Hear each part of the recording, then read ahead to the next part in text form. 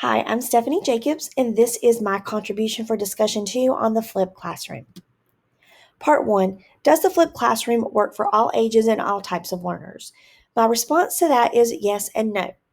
No, only because there are some challenges, um, but for the most part, I think there will be more successes than not. So, according to Bergman and Sams, who are the authors of Flip Your Classroom, they believe that flipping speaks the language of today's students. So, students today have grown up with a plethora of digital resources. There are tablets and cell phones and laptops and desktops.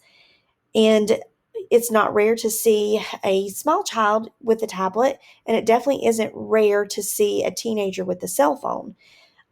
So, flipping embraces tools that most students are already familiar with, whether it be basic or whether it be more advanced. So, flipping also helps students of all abilities to excel. Bergman and Sams believe this because if direct instruction is recorded, this allows students to pause, rewind, and review as much as they need. And this is something that is very helpful for struggling students, such as those who may have ADHD, specific learning disorders, and possibly just for a student that may have a hard time focusing and concentrating in class that day. Possible downsides, according to EDUCAUSE. Students, for their part, have been known to complain about the loss of face to face lectures, and that refers mainly to higher education. A lot of times, students may feel like they are missing out on a traditional learning experience. And even where students embrace the model, their equipment and access might not always support rapid delivery of video. This is not just for higher education, this is for K 12 and pretty much anybody else. I know that this past year we became one to one with Chromebooks at my middle school where I teach, and that was great. But once the students got their Chromebooks at home, if they didn't have internet access, it was kind of pointless. So I know that our school invested into hotspots just to make sure that all students could be successful, and but not all school systems can do that.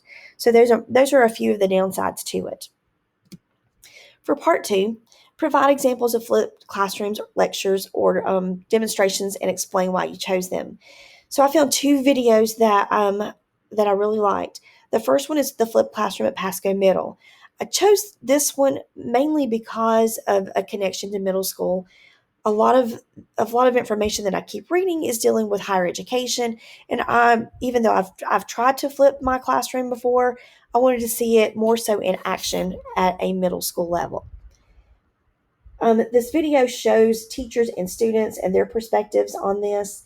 I found it interesting how the students are fully aware that all their classmates learn at different paces. And they all appreciate and like the flipped classroom method because it allows them to go at their own pace without any pressure to have to kind of stay with one other group that may be more advanced than the others. The teachers had mentioned that this was a wonderful use of time using the flipped classroom method, and they were able to spend more one on one time with their students instead of standing in front of the classroom lecturing.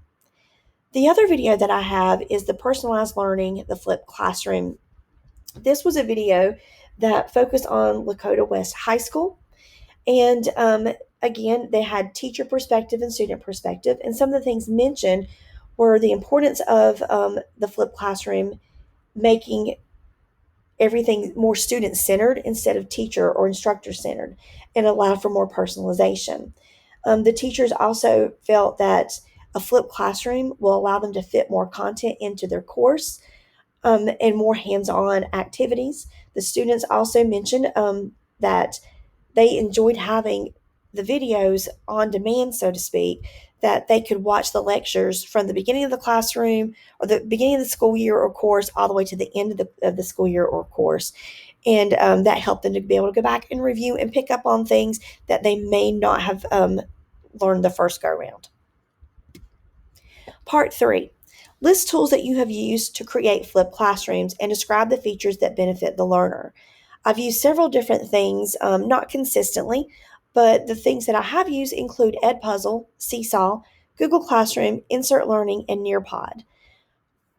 I'm just going to go over just a few of these. So I have Edpuzzle, And if we look at this, Edpuzzle allows you to make videos interactive by embedding questions. Students watch these videos and then they respond. You can embed multiple choice questions, open-ended questions, or you can actually just add notes. Another tool that I like to use is Seesaw. And Seesaw is a web-based application that allows students to respond creatively to lectures, articles, videos, etc. An example of a lesson that I've used on renewable and non-renewable energy included a YouTube video, and they would watch the video, then they would create a graphic organizer or complete one. And this is on the left-hand side is an example of a graphic organizer that one of my students created.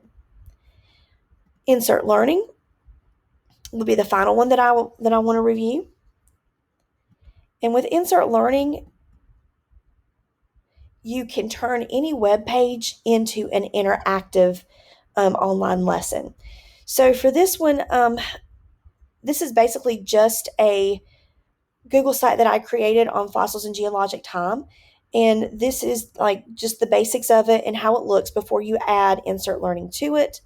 When you click on your extension, you will see how it changes, and it adds sticky notes so that students can see teacher notes. You can embed videos in the sticky notes, and you can also throw in some true false questions, multiple choice, open-ended questions. I added graphics from a PowerPoint that I had used, and then at the end I actually embedded an